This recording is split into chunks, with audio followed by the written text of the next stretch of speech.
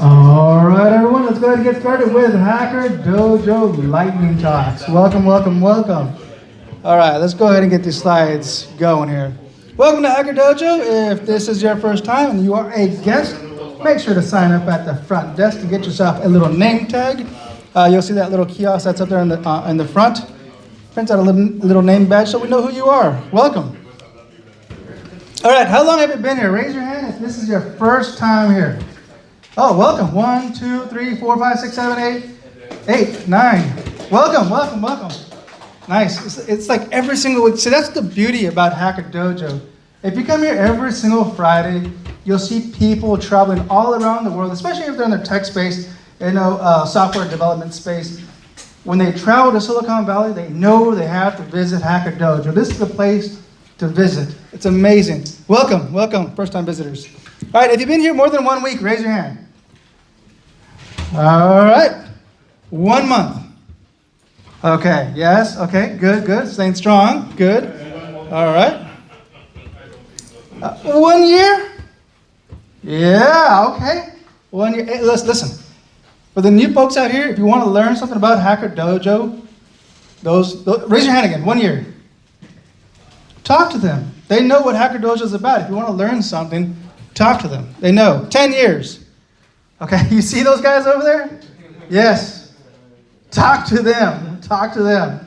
They've been here. They know the legends at Hacker Dojo. All right? They are the legends. All right, are you a hacker? Raise your hand. How many hackers do we have? 1, 2. We only have 2 hackers. 3, 4, 5. Okay, cool. Developer. How many developers do we have in the house? Oh, much better. Okay, that's almost the whole entire house. What about some entrepreneurs? Entrepreneur. Good. I'm curious. What's your entrepreneurship? What are you doing? I'm working on a company that holds data, asks users to predict events, predict the outcome of events. Okay. Prediction algorithm? It's not an algorithm, it's just software. Prediction software. Nice. Oh, did I see some more hands? What are you doing? Yeah, I'm a real estate developer. Real estate developer? Yeah, medical office developer. Okay. Nice. I saw some more hands. Okay. I have a software development and business analysis company. Okay, nice. Very cool. All right, hobbyist. How many hobbyists? That's me. I'm a hobbyist. I like to tinker with stuff. Yes. Okay, there's a few of us. Welcome. We are the strong. We will survive. All right, Hacker Dojo is a 501c3. That means it's a nonprofit, okay? The Hacker Dojo is a community of engineers, artists, scientists, activists, entrepreneurs, and other creative people centered around a co-working and social facility. If you want to join Hacker Dojo and be a member and support this nonprofit, you can do that at hackerdojo.org. All right, our current members at Hacker Dojo that have their business here at Hacker Dojo, this is them. If you have your business and you guys want to get sponsored or get your business up on the board, let us know. Let Tiana know. She's right over there, so we can get your name on the website. Okay, volunteers. Again, this is a nonprofit. We do need volunteers. If you guys want to volunteer, there's a lot of stuff to do out here at Hacker Dojo. Jump into the Discord. There's a couple volunteer channels on there. If you're a member on the Slack channel, there's a volunteer channel there as well. Just let us know that you guys want to volunteer. Or in person, let us know. Tiana's there, I'm here. There's a couple of us around. Let us know what you guys would like to do. There's a lot of stuff to do out here. Where to find the Discord invite? Say it again? The Discord invite, where to find it? Yeah, it's right there. It's right behind you. Use the QR code. Yes. And the website. If you go to hackerdojo.org, right on the bottom of the page, there's a link there, okay? All right, donations. Again, we're a nonprofit, so donations. We provide some nachos. Thank you, Ken, for the chips and the nachos and stuff. But if you guys want to help donate via Venmo, you got some spare change in your pocket. Or if you guys have some physical items on the donation list and you guys want to donate some stuff that you guys have sitting in your closet or in your garage or in the backyard, hopefully it's in good condition because we would like to appreciate that. Like indoor plants, outdoor plants. We need some plants. There's no plants in here. Okay? I like plants. Beautiful flowers. All right, upcoming events. We have a couple events coming up. Saturday, that is tomorrow. If you guys are into Rust, Breakfast and learn. This is an early one, 11 a.m. This is early. I don't know. Is it early for you guys? Is it too early? There's a couple of hands like, yeah, it's kind of early, man. 11 a.m. Tuesday, Python. Okay, Python. And Wednesday, we have data structures and algorithm. Thursday, Rust again. And Friday, lightning talks. Make sure you guys come. Oh, it's lightning talks, theme. It's going to be a theme talk. So next week, come back next week. If you guys want to talk about AI, next week is the week.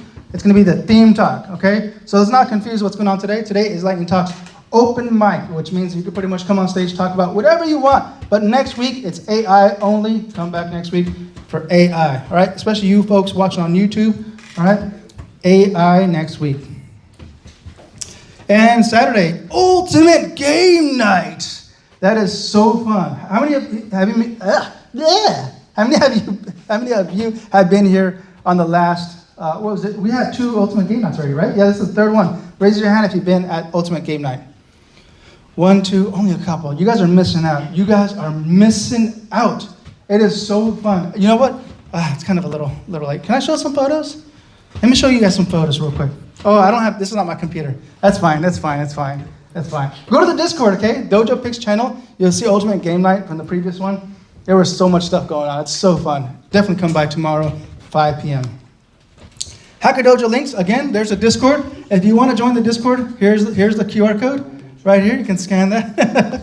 Or go, there's the meetup, the website, YouTube, Twitch, Slack, Discord, and the Twitter channel, okay? All right. And this was our group photo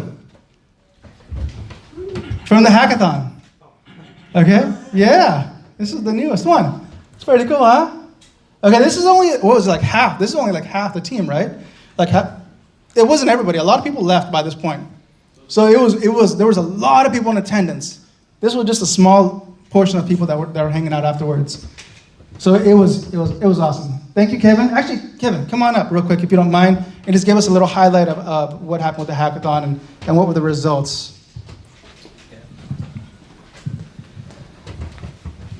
Yeah, so on Friday, people came up to the mic and pitched their ideas, and then they formed teams on their own. And then on Sunday, there were 9 projects demoed. And some teams had like 8 people, other teams were just 1 person on the team. And even, they had less than 48 hours to build the project, but they still managed to come up with some really creative and cool stuff. The theme was make the world a better place. So your project was supposed to do some good for the world. So some of the projects included an app for helping report and track potholes and stuff like that. What else was there? A bunch of other things. Like a website for trading food if you had like a cherry tree or a lemon tree and you had lots of leftover food. And then there was an app for computer vision recognizing hand signals and like American Sign Language. And then there was another one that was really cool, which was it uses AI to help you make phone calls by trying to navigate the automated machines on the phone call. So you would tell it what phone number to dial, and it would start listening to the automated machine and trying to transcribe what it was hearing. And then it would take that text and put it into ChatGPT and ask ChatGPT, how should I respond in order to get to a human? And then it would speak ChatGPT's response over the phone. So this was using the Twilio API, which has a bunch of APIs you can pay for to... What's that? That was our group. We built it. That was his group. Oh, nice. Yeah. Nice. Oh, yeah. Cool. So yeah, there was some people here from the hackathon. So it was a really good time, and there was a bunch of other projects too. All right, thank you. And stay tuned for tomorrow. We're gonna have another hackathon. Thank you, Kevin, for hosting that next. No, I'm joking. It's a lot of work. So seriously, again, I did say we need volunteers. So if you want to host a hackathon, let us know. Okay. There's nothing wrong with that. You guys can do that. All right, at the end, if you guys want to take a group photo at the end, at the end of the night, we'll meet up in the back and take a group photo. And know that I'm going to be walking around taking photos as well. All right, and rule number 1. Can I get somebody to read the golden letters? What is rule number 1? Be excellent to each other. All right, with that said, we're going to get started with lightning talks, where our presenters will have 5 minutes to talk about their projects, their topics, their ideas. And it looks like we have 5 presenters today. Our first one is going to be AI car with emotion with, I can't read that. What does that say? James? Masashi Tai. Masashi Taito and Taiki. All right, come on up.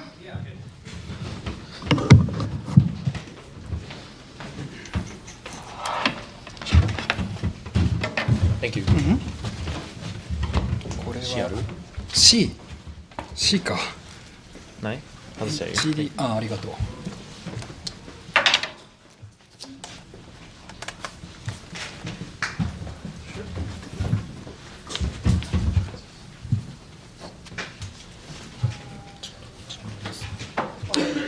ああ。これかな。どこあったどうぞ。あ俺？俺やるか。ああじゃあやってみる。Hello everyone. It's not connected to the TV. TV? ああ接触 Sorry for trouble.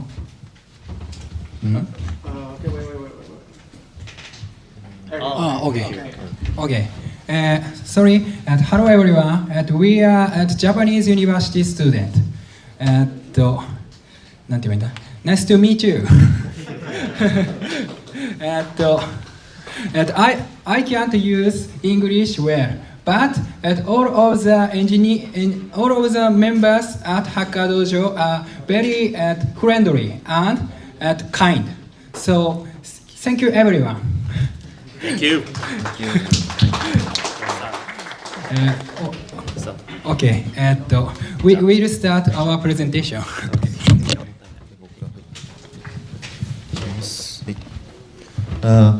We wanted to make that AI car that change its behavior by human emotions and actions. So we came up with that depending on user said word. This was output emotional parameter by ChatGPT. Express AI car express emotions by that emotion parameter. This is the picture of machine, sound and camera and racing car, and the machine is a Jetson Nano. When speak and analyze emotion, and the AI car take action and express emotion. For example, LED turn on and like close and back. This is a sequence diagram. User, AI car, and ChatGPT. AI car send insurance prompt to ChatGPT, and ChatGPT back the insurance complete and with input.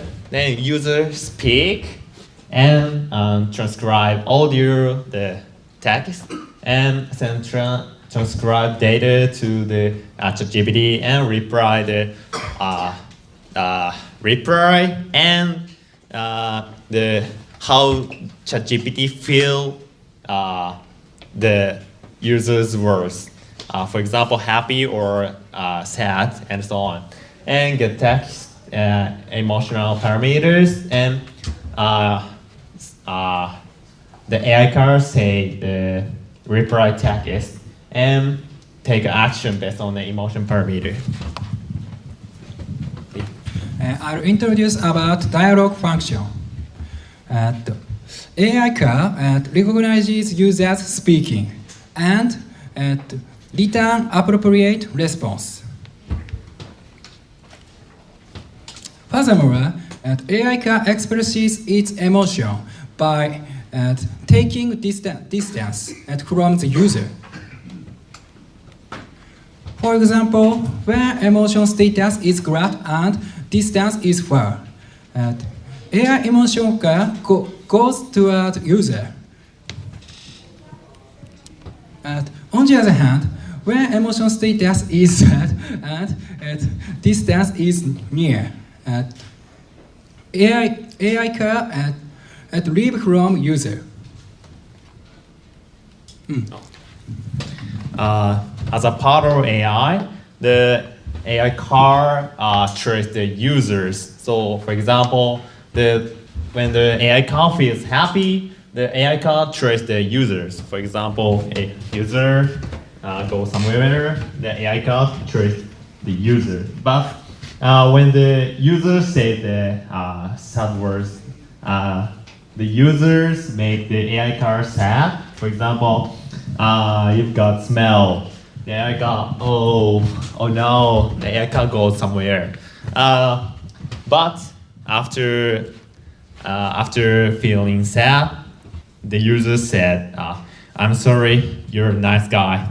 Oh, really? And try to find the user. This is a part, and going to the user and saying some words. This is tracing, and the finding is the AI part of this AI car. Thank you.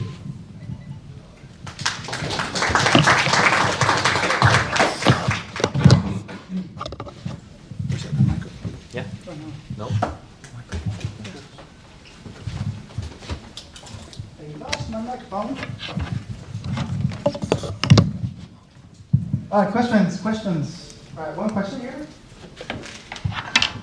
So, the ChatGPT, you're using an API, right? Yes. You can do that. Why do you need Jetson? Can you not do that with the Arduino or Raspberry Pi? The AI part is the tracing, but we need to run the models of tracing and finding the user. This model is the Jetson. Yeah. Okay. It's not a good answer. Yeah, good. Yeah. I'm sorry. And then the ChatGPT API, is it, what kind of response is it giving you? Is it giving you the action also? Yeah, good question, thank you. For example, the user and ChatGPT say hello, and we're gonna have a conversation, and at the end of the conversation, you express your feelings, and for example, happy or sad, and we set the emotion parameter as when the 1 is equals happy and -1 equals sad. Is that okay? Yeah. Thank you. All right, any more questions? Another question back here? Well, I imagine you're going to add other emotions too. What will be the next emotions that you will add? We're on the prototyping. So next emotion is the angry, or we're thinking angry now. Do you recommend another emotion? Yeah, or how about excited? Excited. We feel excited and happy. Similar. Oh, that's true. True. Thank you. Yeah. But angry is different. We think so. Question? Well, you kind of beat me too with the excitement, but I was thinking about the volume output of emotions, right? It has to read a certain level of volume. Yeah. To be able to adjust to whatever emotion that you're trying to really get, the thing to respond to, right? Yeah. First, at the first of development, we said the level, but in developing phase, well, the level setting level is a little difficult. The first, we're on prototyping, so making a product very fast. So or happy or sad, it's easy. But happy, 1, 2, 3. The ChatGPT score 5, but say happy words. But ChatGPT scores ChatGPT can score higher score. So that is difficult at the prototyping. But if I have a time or at the end of prototype, next I will try to develop that. Okay, thank you. Right. I have a question. I have two questions. Yeah. One is what are some of the use cases? Means what are some of the examples? Like where, is it like people on the street trying to communicate with the driver? Yes. With the car? Yes. And car to car, like Yeah. give me some way, go ahead, stop here, or let me go fast. Yeah. Something like that? Actually, it's a little different. We think that the car is the way to use, but we think the car is the thing our creature to interact. Okay. So the one person, and for example, we said happy words, air car, I feel good, or happy. Also, let's go there. But when we say bad words to air car, oh my god, or you get out, or something worse. Yeah, that's it within the interesting. Yeah. Okay, the second question was like, how does it express the emotion? Means is it some picture showing up or through wireless communication? How does that interaction happen? Have you thought about that? Or you still thinking? At the racing car,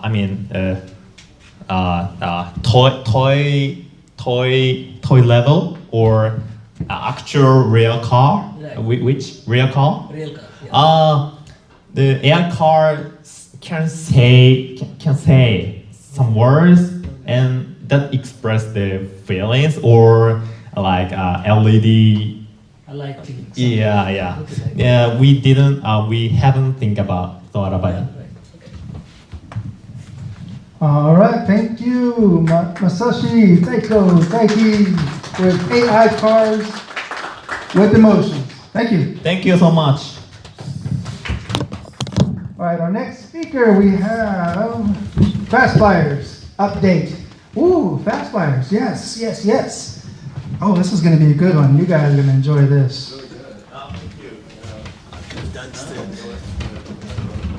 Okay. Hello. Okay. I'm glad that tonight is the open mic because I didn't really know, but I think I'll be set up for this one because I've prepared with the time. Let me see. Yes. Send drag. Nice.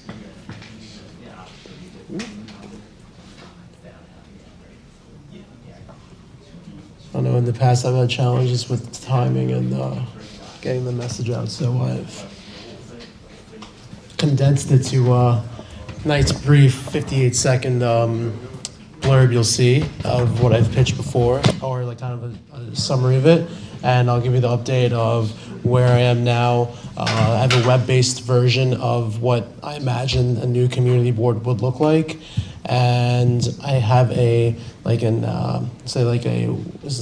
visually wireframe of like how the app should like interact or be for advertisers. So this is the little video. Shout out to Animaker and a little bit of TikTok magic in there.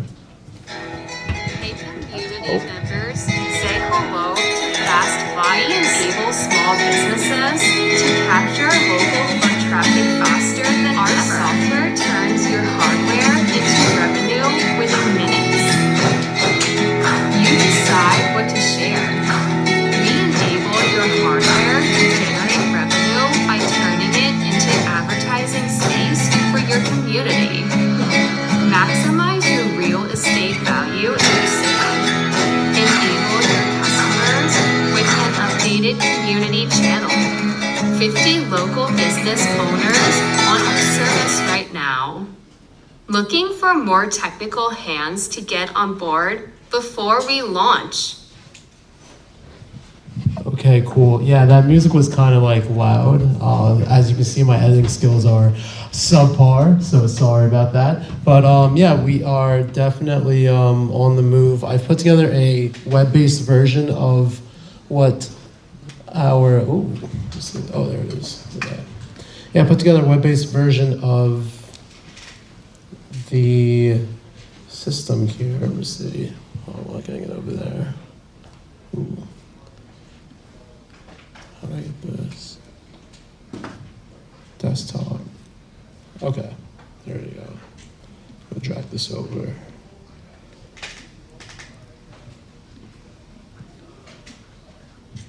I'm dragging it over.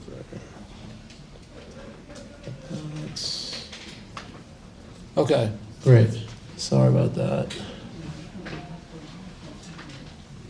So this is a web-based version of it. It is definitely not the last design I'm looking for, but it should be as simple as if you're a coffee shop owner, you own a gym, anything local, any small brick and mortar businesses. I want to set up their own channel so that their customers can now spend money with them, or say an extra, let's say donation could be a price that you leave, and say now you can leave your information.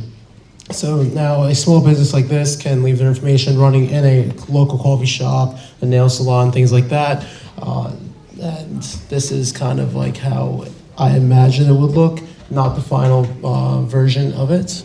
But that is a little demo of a web-based, I guess, rotating channel for the new community board and what I imagine it would look like. So here are the Wix. On the phone, it would obviously look a little different when you scan in and then you add your own material. You'd have all the different campaigns that are going in front of you, versus like putting it on the bulletin board and having it sit there and stick there. And here I have a wireframe of like what I guess I imagined the interface would look like, where it's all the ads and you can add your things now. Goes into an application, and we also want to like add in a generative AI piece that the art and the flyer would go through to generate advertising on demand through all of the new fancy tools. I am definitely, there's some other stuff here. Just like this all design and front end facing stuff that I can deal with. But as I said before, I'm looking for more technical hands to put this together. I've been away for a while, so I came back. And that's what I'm happy it's open mic, because I could have been a totally different day. But yeah, here's some other stuff. I also have a pitch deck available as well if anyone's interested to see what it looks like. And yeah, that's pretty much it. I'll open up for any questions, and yeah. All right, questions. Before I pass the mic on, can you, what you didn't mention this time, what you mentioned on the last time, was the hardware aspect of what you're using. Right. That's something that you didn't mention here. Can you just reiterate what that is? Yes, sorry about that. So the hardware that we are focusing on would be existing screens, televisions, anything like an iPad, or material that these small businesses have that they do not earn value from anymore. So it's the lost value in the hardware that exists that we want to take our software, plug it in ideally to like an HDMI or something like that, and then give them a registered screen that enables them to earn revenue from their customers. So let's say I'm a coffee shop and I have a TV screen that I'm not using and I put up your flyers. So would I earn a percentage of the amount of money that you're taking in? And follow-up question, would that percentage change if it's like a small monitor versus like a really big monitor? Yes, awesome. So ideally, the pricing structure that I picture this in an idealistic world would be the price is set at for each business owner. So each business owner has the agency to set their own prices. I'm imagining more of an 80-20 split where 80% would go to that business owner, 20% would come to our platform. And moving that by scale through all these other local small businesses that exist.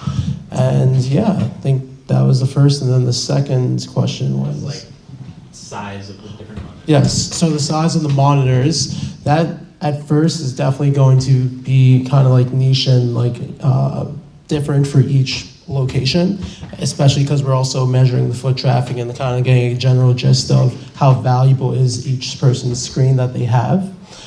So that it's a little more detailed when it comes down to the screen sizes and which locations we pick and work with.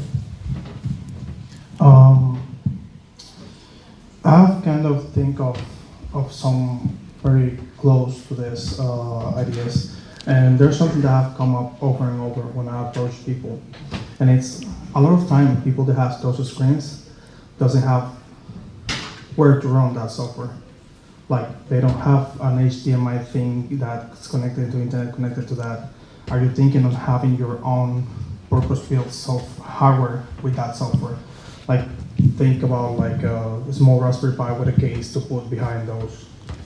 Yes, amazing. That's actually I actually left my Raspberry Pi here that we were building on from the last hackathon. I wish I got to go to the one just recently just happened, but the hackathon before that we were working in a Raspberry Pi to leave in these the first 10 like screens that we work with, and then move and expand and see if we can get to a smaller piece of hardware that's able to install into old pieces of technology that need revenue, or can make revenue. Yeah.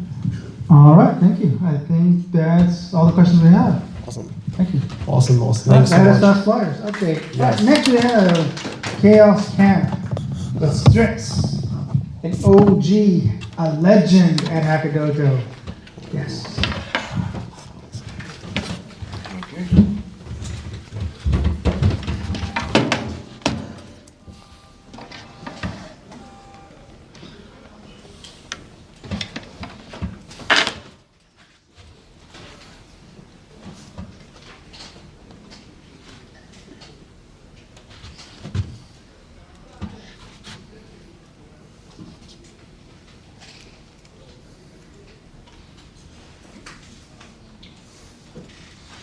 Okay, this is the mic. My name is Strick, and the highlight of my year is going to the German hacker camp this past month in Germany. The Chaos Computer Club is, it scrolled things, is the biggest and best known hacker group in Europe. Are there any Germans here? Okay, any Central Europeans?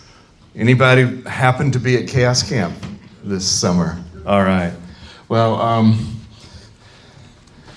they claim on Wikipedia they have over 7,000 members. There's a congress between Christmas and New Year's every year, but every 4 years they have a camp. And if this is Berlin, the camp was about the bottom of this rectangle along in here somewhere. The little town of Mildenberg is nearby, and then camp took place in here. And there's a canal going there if you have a boat and you want to attend. And it was on the Siegelei Park, the brick factory. This is a big place where bricks have been made over the years, but now it's been turned into a park.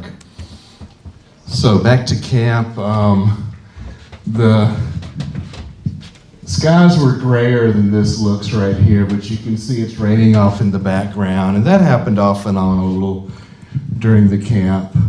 That's my tent from REI. I brought it with me. Here's a mirrored thing that they were putting up on the first day, and I watched them setting it up. I didn't know exactly what it was going to do. There's some pictures later on showing. And since it's an old brick factory, there's lots of train tracks running around, and hackers would make their own trains using things like hoverboard batteries, and they would run around on the train tracks throughout the camp, which was really cool.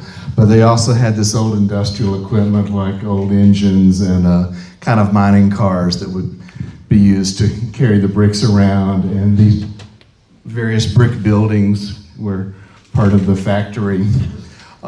There was a bar there called the Spätzle, which is, if I said it right, it's in Berlin, the corner groceries are open late at night, and this is what they're called. They're kind of beloved. And I could not take pictures of people because the Germans are very particular about getting all the permissions of all the people. But they were playing German punk at the Spätzle a lot of the time. And I asked Google several times to tell me what bands they were playing and what songs they were playing. So a song by Scheisse die Bullen and Das Goldene Stück by Wieso. I don't know. I want to train one of the music engines on these music and try to reproduce some of that music because I enjoyed it. Here's an art exhibit made out of jillions of speakers, and they actually worked. You could Bluetooth your own music into it, and then there was a microphone for karaoke singing. So that was kind of cool. And here's a site of camp from right where those speakers were. The smokestack here, I'll show you a picture later on, with projections onto it late at night, which was really cool. Does anyone know stuff about that protocol? This is inside of one of the factory kind of things. You see the curved brick kind of a space, and they were making glowing pictures. This was the actual traffic of the internet at the camp, charts and counts of how many Wi-Fi clients and things like that were going on. Here's that mirrored thing in action at nighttime. I do not know where the colors are all coming from, but it was crazy. This was really cool. This was in the center of camp, and I just loved the way the little spots were made to move on it. There's a lot of nice equipment. Some of the people at the camp throw parties professionally in clubs and things, and so they have a very nice light displays and things going on. I was lucky to run into Alex from Ireland and Kolya from Berlin. He's going to join my retro project, bugging hardware things, and with my Radio Shack Color Computer 2 that I had taken, and here it is doing a game of life, and the Ethernet card that we're trying to debug. He put it on the scope and found on the 3.3 volt power line this anomaly. Well, all of a sudden it goes up over 4 and then it comes down, and so we got our foot in the door at what's going on. In case of fire, get commit, get push, leave building. This is my Abendbrot one night with peanut butter and jelly.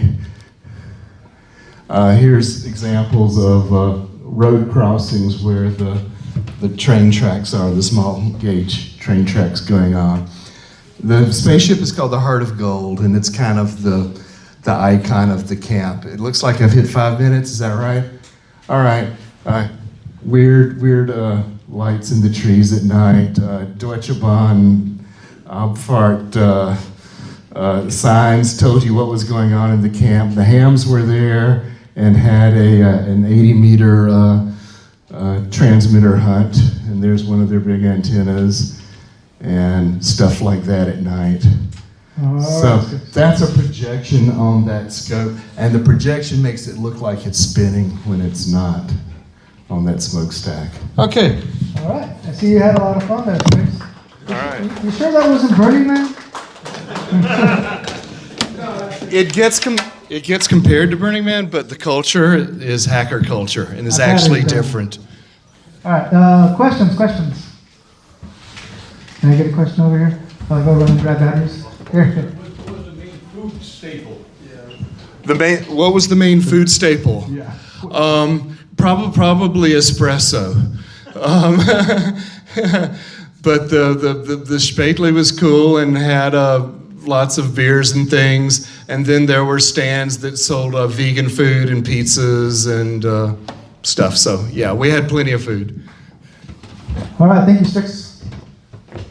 All right, our next speaker we have Balaji talking about the Moonshot Rover.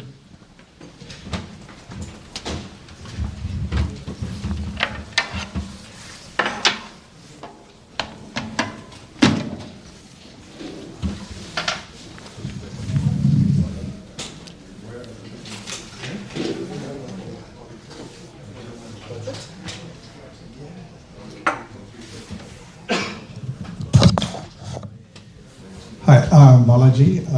I'm a software consultant. Actually, I worked on different companies, but not in NASA. But I'm fascinated by the moon landing of recently. India did one economically viable one, which is 1/3 of interstellar movie budget. They landed there, and so based on the inspiration, I thought, what will be the moonshot of that they can do with possibly NASA and other space agencies. And so I generated some ideas using Midjourney. One is the fuel cell. They send that to find water in moon, but still they are researching on that. If they find water, it is possible to generate hydrogen-based fuel cell. Possibly Tesla can send one model like this. So what will be the consequence of the finding of hydrogen, water molecule will be the next step for the Mars travel, because fuel cells are run on hydrogen. So we already using, Toyota is using actually, and so we are suggesting some model for that based on this, some of the designs. And so even we can have an orbiter which can scan from the sky what are the elements available using lasers. It doesn't need to land, but they have a powerful laser. It can get the chemical composition also. So some of the design aspects came from Indian temple structure. The Indian temple is very famous for architectural design. So based on that, some of the design I combined using that. So maybe they can build some viable spacecrafts to go different planets too. So if they can, NASA is actually collaborating with ISRO, Indian Space Center, to send some satellites also. So, or some of the design, if they collaborate, how it will be looking like. So this is one of the model developed using the Ashoka pillar. Is famous in India, which is a unique design done by Ashoka, King Ashoka, who built the Ashoka pillar. Is similar, looks like this one, but not exactly, I can say, but the basic structure like this. So some of the design I got is from the old to new.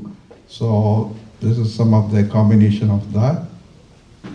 So how the lander will look like using that design is some of the design. It's a lander and rover. It looks car also. Some are drone type. Some look like a triangle lander. Some look like an alien. Yeah, so some of the design, it looks like a Tesla car which is already in the moon. So these are some of the design ideas I got as a moonshot, a long-term goal like. So that's all. I would like to get your feedback. Thank you.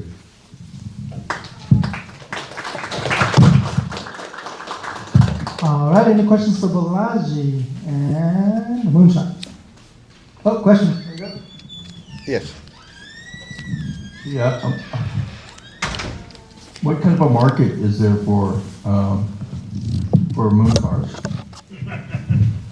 So moon cars, if you can create one flying car here similar to what we can say, let me, possible one is, yeah, this looks good. I mean, this type of car we can manufacture where you can fly it, test it as a prototype. It is possible there also, where the gravity is very less, and only thing is it needs fuel. We don't, if they find hydrogen, water, it is possible to drive there.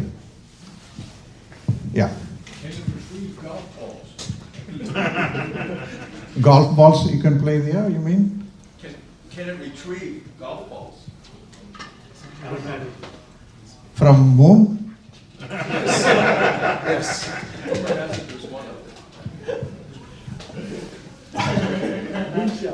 Moonshot, yeah, you can play moonshot from.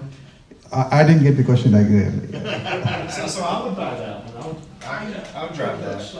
Actually, to follow up on that question, isn't that more of a design from the Jaguar's Land Rover from Tata? Tata? No, I'm not aware of.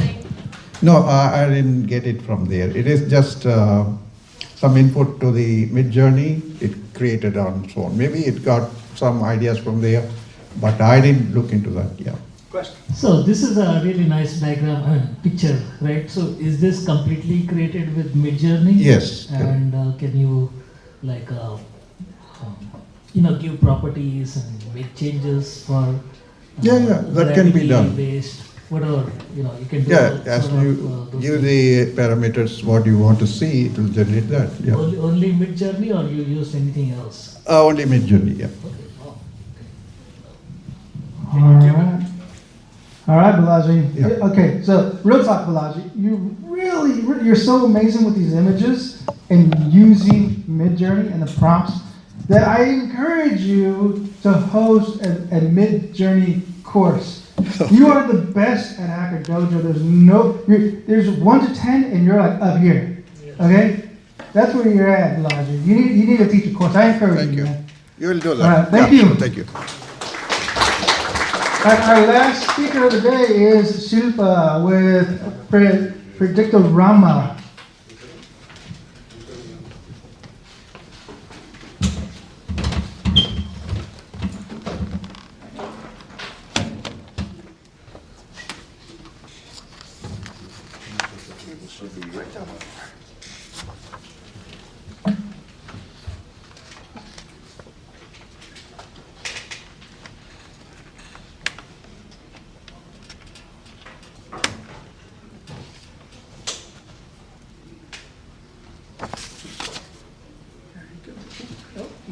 What? What just happened? How? You managed to do it. How? What did you do? Memory on the cable. What did you do, Balaji? It's like a share on the cable. Okay, try it again. There you go. It should work. Do I have to do something to project from here? Does anybody know how to solve this issue?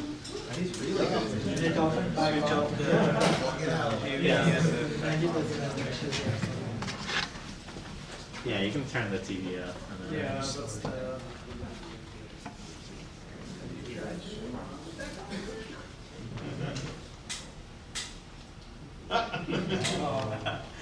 First system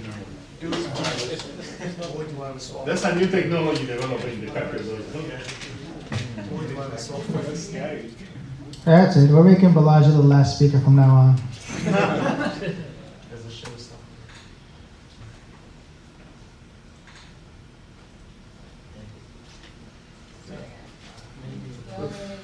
TV is connected to the computer. Is the TV connected to the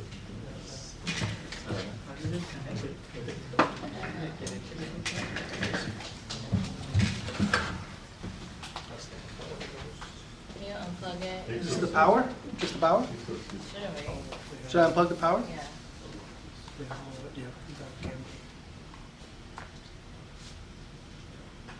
Okay, it's rebooting. You want to unplug it and plug it back in? Since it has to restart. Okay, go ahead. It should work. Everything's clear now.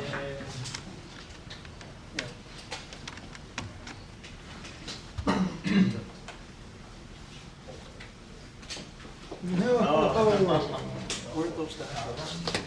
It goes right to, see this here. And after that, it goes to, yeah, because this is there, and this is just power.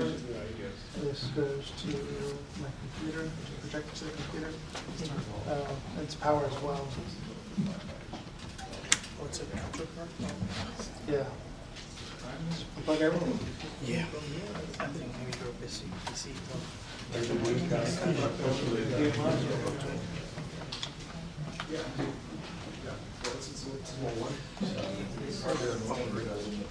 Okay, everything's unplugged. There should be no reason that should be in that meeting.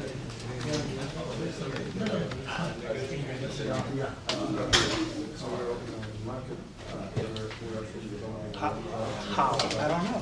How? Let's please plug in somebody else's computer just for a second, just to make sure it's not my machine. You got a laptop?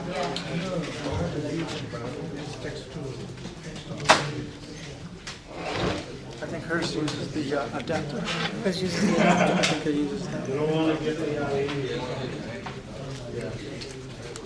You know what?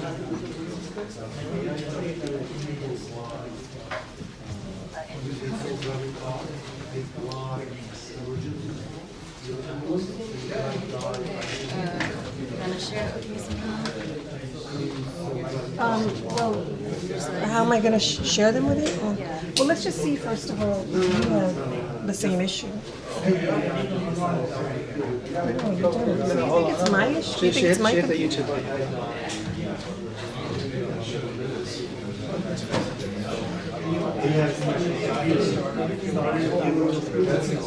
There you go. So why am I...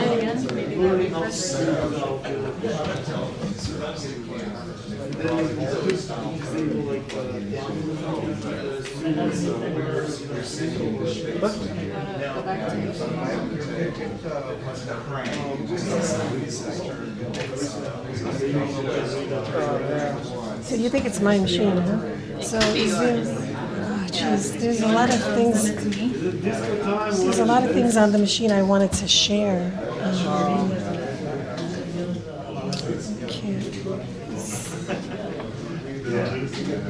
Is it because Does that make any difference if I do this?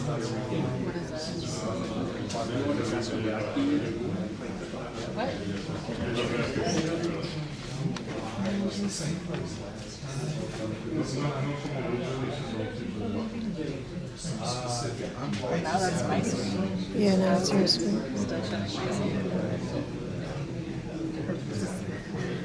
It's always a new problem. Yeah, that's something new. Yeah. It's like, I never knew that could Well, happen. do you want to just do an impromptu, just talk about it? Or send your slides to me. Yeah, I guess I can send my slides to you. Plug it first. Yeah, and I'll do it that way.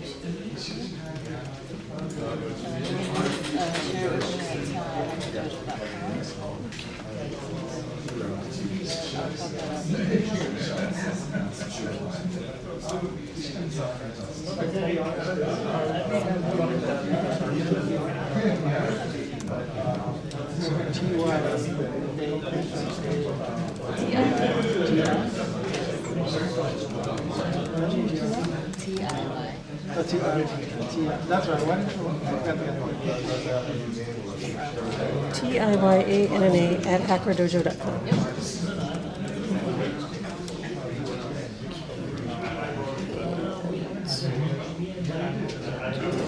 There might be a couple of things.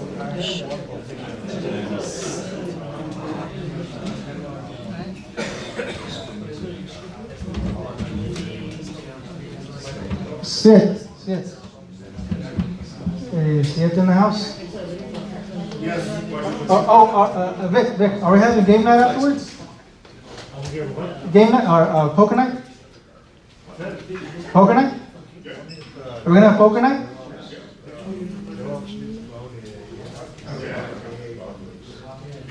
Yes, poker night? Poker night? Yes? No, but I can talk a little bit about Stanford conference. I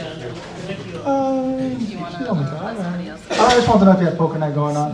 Yeah, I mean, So I can just somebody else can go. get some folks Just send this going to to you. the poker night with you. Maybe you can take their money. So does anyone want to listen a little bit update of Stanford blockchain conference? Yes. Oh, you went to that? Yeah, come on up. Real quick. Yeah, come this way. Yeah, I was watching it live stream. Exactly, yes. Yeah, here you go. So usually I bother you guys with these Bitcoin updates, but because today I was not ready, I just come from that conference, I can give you like a very short description of my impression. So first of all, probably you know that Stanford blockchain is mostly about cryptography. So it's all about layer 2, layer 3. So now we have ZK rollups on the layer 3. And it's all about Ethereum. So basically, most of the talks were about operability between different protocols on that level. I was mostly watching and looking at investors' reaction. And to my complete surprise, none of our old guard was there. So I was looking to people I know, like Kevin from Lightning Capital, from other people who used to invest very actively, they are not there. However, there is this new wave of, I don't know how to describe them, whether they are very reckless or they are very smart new wave of young capital holders. That's probably people who are now taking, like, from my side, it's oversized risks just on technologies, which means that when kind of the people of my generation, we were looking at the first generation of protocols, we're asking themselves, who gonna be the users, or how big gonna be the market? Looks like this new wave of hungry new capitalists, they don't care. They just want your technology to work, which is very good news, and which was my surprise. However, there is not too many of that. Say, for example, if I compare the attendance of the previous conference, and this is the 5th conference in a row, Stanford blockchain conference. So probably the attendance was 30% of 2022. At the same time, the technical level, I think it was even higher. Because now when for example, you want to compile two different networks, you have to go not simply horizontally, but vertically, then horizontally, and then vertically. Basically meaning that you have layer 1, then you have, say, some application there. So now you have to first go from DA level to layer 3, then from DA level to layer 1, and then bridge your token to the next, say, chain, I don't know, in Solana, and then go up. Everyone understand what I'm saying, right? More or less. So in this type of solution become very sophisticated. So that's basically a major impression. Today I also went to conference where five VCs were present, and what they were telling every one of us. That there is basically three major points in their thesis. All VC has their thesis. So first is DA, as I said, like data authentication. Second is identity security. And third is general security, not identity verification, And the third is security of the network. Because security is absolutely understandable, right? What they expect that if they're going to be the next bull run, there's going to be more fraud there. So now investors invest in applications which assure that there are going to be less of that fraud. Second, identity, that's a complete mess because we have this like a wave of Web3 applications. So the question is how they identify you, whether they take your bank account and then put your face on top of their, like in their database, that kind of. So what about your preserving your data? It's a personal information. It cannot be go on chain. So what they're using now? They're using solution, for example, if you are identified as a user of Google, then they're making sure that the same user was identified as you is identified accordingly to other layers. So, like, roughly saying that's a solution. And then, of course, almost all of this meetup today was about data authorization or DA, right? So here probably lies majority of VC investments I've seen, like, for example, today. Because now the idea, let's get rid of the bridging. Bridging is a pain. I don't know how many of you use, by the way, show of hands, how many of you ever done any bridging? Okay. Oh, yeah, at least one person understands what I'm talking about. Second person. Okay, so I probably need to explain. So basically you have Solana, you have Ethereum. You cannot go directly from Solana to Ethereum. So you need first to stake some Solana in some custody, then issue the coin, which is convertible to the EVM, and then transfer a coin from one network to another. So it's basically you go to the Finland, you receive Finnish, not now. You go to Europe, you receive Euro, right? You have to change United States to Euro. Same type of logic. So, sorry, go on. Chain link, is that kind of like how you're explaining like the breaching? Was that like the solution? I was like, as you're talking about breaching, I was thinking like Chainlink was like, I believe their main goal was to make it easier for people to kind of move from one currency to another. That's kind of like. You asking about bridging, or you asking about bridging in Chainlink? Like breaching in general, but like is that kind of what Chainlink's like goal was to do? No, Chainlink is an oracle. Oracle basically they take the information, say information about the weather today from Web 2, and then they compile this data, keep it on chain, and everyone can use it. So it's an oracle type of protocol. Bridging a little bit different. Yes. Right, and my next question is like. I was wondering if there's any chat about NFTs or any use cases for them still, or is it kind of been like completely? Excellent question. It's a very good question. So I got a friend of mine. His name is GG. He's very big in investing in securitization of NFTs, and we all actually thought maybe a year ago that's going to be the next way. What happened? You probably know. Gary Gensler. So Gary Gensler happened to us. It was. There is no legal framework because NFT as an investment protocol, investment tool, has a future in two major industries. First is like a ticketing, right? Ticketing, say for example, you are a big fan, or collectibles, other way to say, right? You're a big fan of Nike, and then you start to purchase something like a Nike logo, and here's an NFT. We got it wave, but it's died down. You know, OpenSea is now like almost 100% down in the volume. There is another way, which we all expected to kind of arise. That's a securitization. You have NFT bond, you have NFT real estate, legal, basically allowing you to sell NFT on chain. Sorry, real estate on chain. Didn't happen. We think it might be 2 years ahead of us because outside the United States, it started to develop faster. Especially I talked to one of the investors from Korea. There, So there people do not afraid to go in jail. That's why they do. I talked to you earlier about that. Okay, go on. Oh, okay. I have a question. You mentioned something about a new wave of people kind of adopting blockchain and just being to this world. It's like a new wave. It's kind of small, but still kind of like this new wave that we kind of wanted for a while. I wanted to ask you about how much of that would you attribute to games using blockchain. I know that there's a big movement with games in blockchain, but I kind of want to gauge your thoughts on that. Okay. Finish. Oh, finish, yeah, okay. No, keep going. Finish. So you can hear me? Because I think it doesn't work. Anyway, the answer is yes, because I asked that question a couple of people who are investing, they telling me, first is infrastructure, that's where they're investing, VCs. Second is basically socializing, social, say like Web3, like Twitter-like services, everything which brings crypto to people. And third one is big. Gaming is big.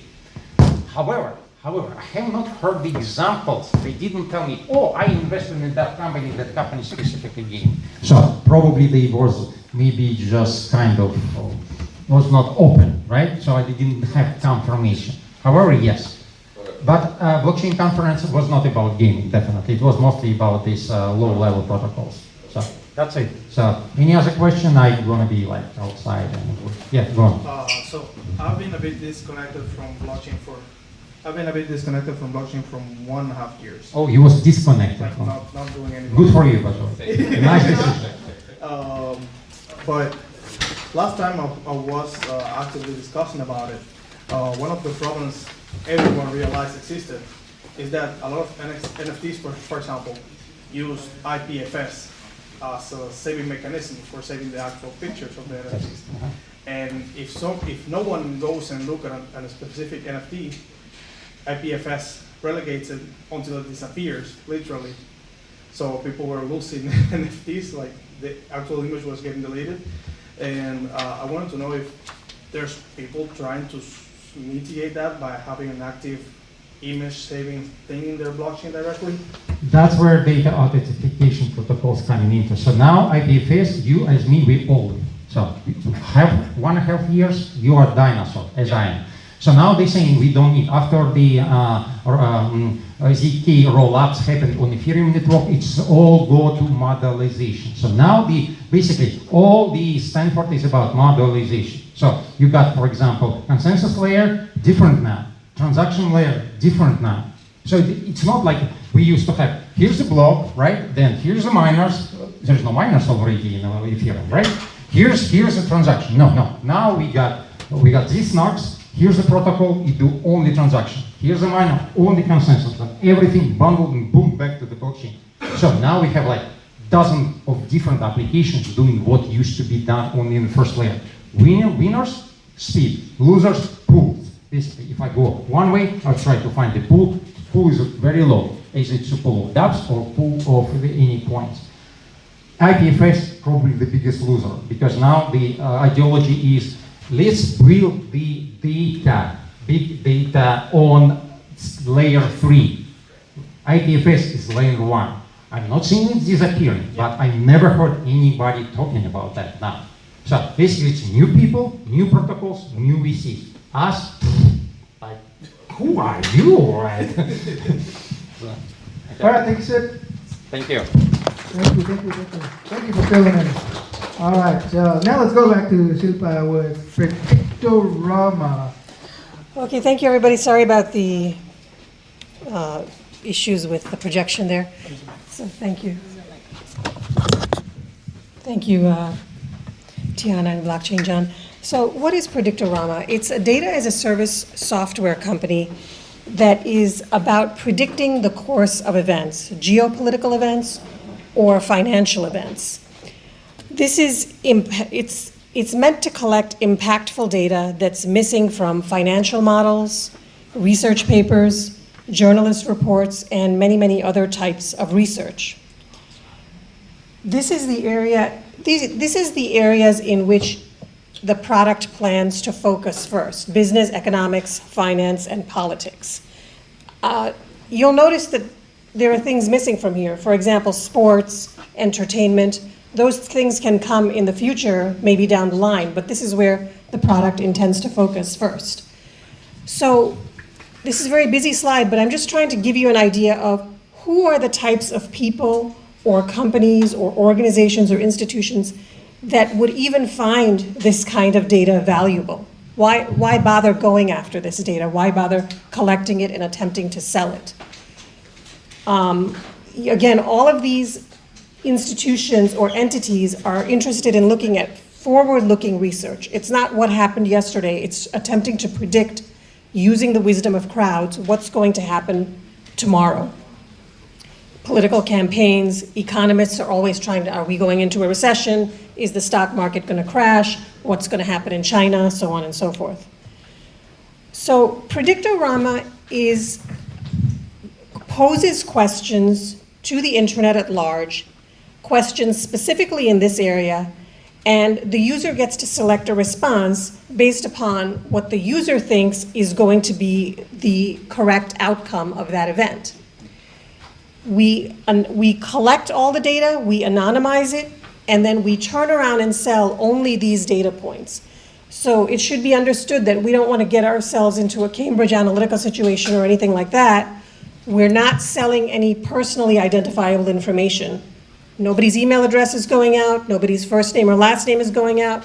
We don't even collect a zip code. So this, when the user votes, when the user goes to the site, the user registers, and when the user registers, here's the information from their registration that is being sold to customers, in addition to how the user voted on a given question. The person who's buying the data on the opposite end of this transaction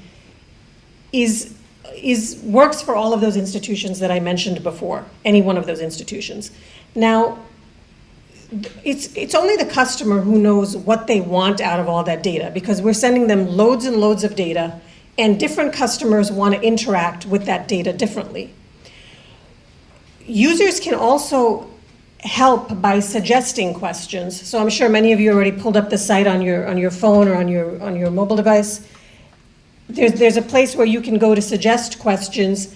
So currently, you know, it's me, I'm the solo entrepreneur. So currently it's me scanning the daily press, determining what kinds of questions one would want to post to the site and one would want to buy the data for. However, my premise is that those questions don't go deep enough. They aren't quite honed to what all of those agencies want, whether it's a hedge fund, whether it's the CIA, whether it's the Hoover Institute that's conducting research. The questions that I'm picking up are from the general press, maybe the Wall Street Journal, maybe Bloomberg News, South China Morning Post, etc. But the questions could go deeper, and the people who have that knowledge are the very people who are going to buy this data. So they can come to the site, they can suggest questions, the questions are vetted to ensure that, you know, they don't incite violence or anything like that. The questions are posted to the internet at large, and we turn around and sell the data to anybody who wants to buy it. The data is sold on a subscription basis, so you subscribe to it much like you would subscribe to, for example, Salesforce.com. When you subscribe to the data, you get into the paywall, and you can download the data and do with it as you wish. Just to be clear, because if you look at the website, you see some pretty graphs on there. We're not actually completely selling graphs. You can buy a couple of graphs from us, but the point is, we want the user to have control. We want the user to slice and dice the data any way they see fit. So we give them the data, and they can use a graphing tool of their choice, whether it's Excel, Tableau, Omniture, so on and so forth. And that's what is meant by a data as a service company. And there's many, many data as a service companies out there. We're certainly not the first one, and we won't be the last. What are my asks of this audience? The number of users that has to participate on this site has to grow by leaps and bounds tremendously. we need to attract individuals in those industries that I spoke of on the previous slides to come to this site and vote. And we're also interested in engaging companies for partnerships. So by what I mean by a partnership is that we will go to companies, and in return for marketing and other things, they can come and use our site for free if they give us referrals and so forth.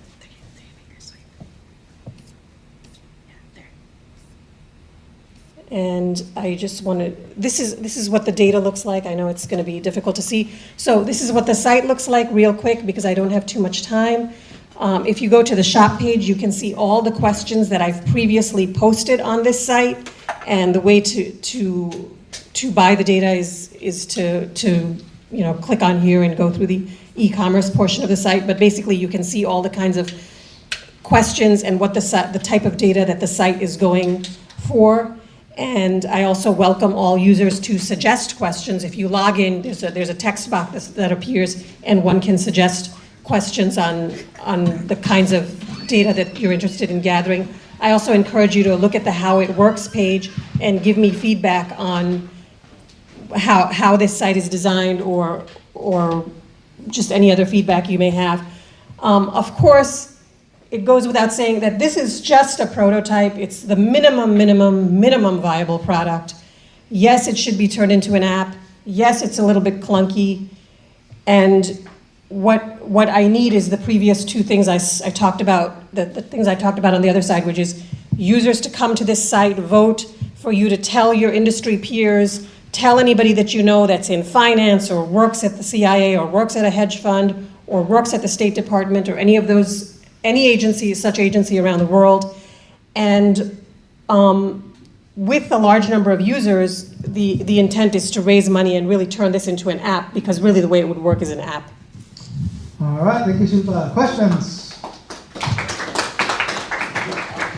Qualified voter and Yeah, this is a good question, and I don't pretend to stand here and have all the answers. My premise is, so for example, if you were to take a customer that's a hedge fund managers, you'll see them come on CNBC or on Bloomberg TV and talk about what they think is going to happen in a given sector or what's going to happen in a given stock like Tesla. But me, as the end user, I'm only getting information about what that one hedge fund manager that Bloomberg TV has invited on thinks. I'm sure there's many hedge fund managers watching him, and they want to know what everybody else is thinking. So my premise is that it's in everybody's best interest to vote on these types of questions and even suggest questions in the first place, because now all the hedge fund managers and investment bankers and anybody who's interested in Tesla stock has the insight of the crowd, has the wisdom of the crowd to understand what is going to happen, what the prediction is for the given question. Well, I think it's a really neat idea. And I think you should continue to focus on the fact that there's a lot of people who like to make predictions, They like to, and it's almost like you should kind of design the site for these people, people who like to make, sometimes the predictions are pretty crazy, and that might be part of the problem is filtering out, the real, the people who have really put thought into it. And it kind of keep in mind that's going to involve some editing costs. I don't know if I imagine you've already encountered that, right? Or how do you mean editing costs? Well, there's people in there, asking really dumb questions or whatever, or purposely putting in dumb stuff, Oh, absolutely. So the suggest a question doesn't automatically get the question posted on the site. There is a vetting process that it will go through. But I think it's neat that you're focusing on predictions, because, like Quora has certain types of questions covered, but I think you might have found something that no one's actually gone into yet, and I think it's great that I would say design it for these people who like to make predictions. That's my best advice. Thank you. Okay, so just before, right now you don't have very clear the incentives to voting that you have, but every system has like inherent incentives to people, reasons why people would like to do something. As I see it right now, you will get a lot of technical people in here because of the environment where you live, and the people that will hear about this first.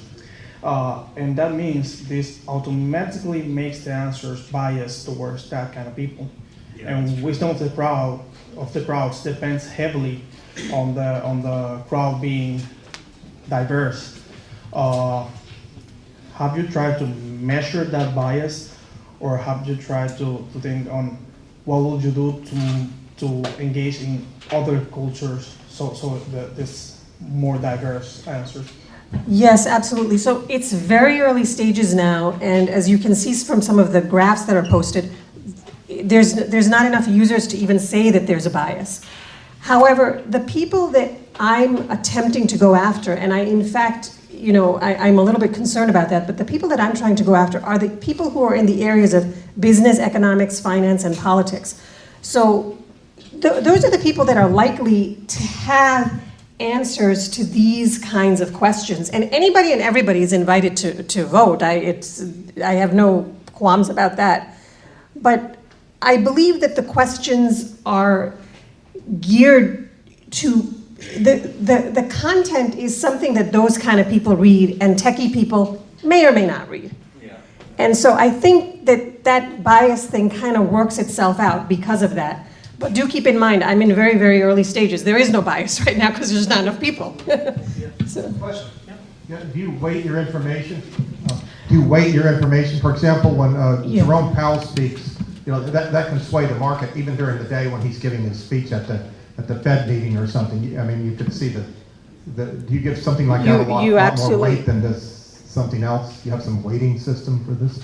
Yeah, so like I said, very early stages right now. That could absolutely come in the future, weighting it towards or against someone. The other thing that I'm planning on doing is the data is going to be behind a paywall, so I'm not planning to allow a chat GPT or a Bard to mine the data. I plan to put the data through AI nodes that I will set up again behind a paywall. All of this data will be fed to said AI nodes. And again, it's a paid for service that the customer can come to that AI and ask questions based upon the data, the data that's been collected. All right, last question of the night. So I'll be around if anyone wants to talk to me. Yeah, I think it's a pretty actually cool tool to use. Thank you. For people that are looking to get certain questions answered. My question is, because I'm on the main page here, it says, next country to successfully land on the moon, and time will be, and a couple options. If I pick the silliest option, or what in the sense, so how would that kind of look? In a way where it's you have people that are maybe not providing the best quality data, or how would you vet the quality answers versus the ones that are just kind of maybe there to not use the tool for the right way? I don't know. So a couple of things. The questions and the potential responses are all vetted. And I know it just looks really easy. These questions look like, oh, they just appeared. Behind each question, I had to do maybe an hour's worth of research, maybe sometimes a half an hour, but it took a lot of time to even get to the question, to get the question right, because the question is very specific, it's not ambiguous, it's not unclear, and it takes time to get to that question. So I don't think the user can really pick a silly response because the responses have been vetted. I mean, I'm not gonna ask you, and no offense to anybody who may be from Mali, is Mali about to get to the moon? I'm not gonna put that Mali as a response in there. Now, the idea of people attempting to be disruptive, they exist everywhere. They're on Twitter, they're everywhere. You can't get rid of them. They're on Reddit. My premise is, it's some effort to come to the site and actually bother to vote. I think those people will weed themselves out. All right, Sue, thank you. Do me a favor, just spell out your website. This is a really nice website. The website, okay, Predictorama, Predictorama. Thank you. All right, Predictorama, thank you. Sorry about my mishap earlier. Oh, it's okay, you did good. All right, that is a wrap for Lightning Talks, unfortunately. Remember, next week is Lightning Talks themed AI, artificial intelligence. All right, bring it. I want to hear you guys' Skynet project, and bring it, okay? ChatGPT, I know there's a lot of you guys that like ChatGPT. So I know there's gonna be a lot of speakers. We're gonna have a full board, so show up early. And prior to lightning talks, we do have a little mini series called Fireside Chat. So come by. That's around like 6:15. So if you guys want to enjoy a journey or travel from one of our guest speakers, come a little bit early, around 6. And yeah, with that said, enjoy the rest of the night. Chat, learn, make connections, and with that said, be excellent to each other. Have a good night.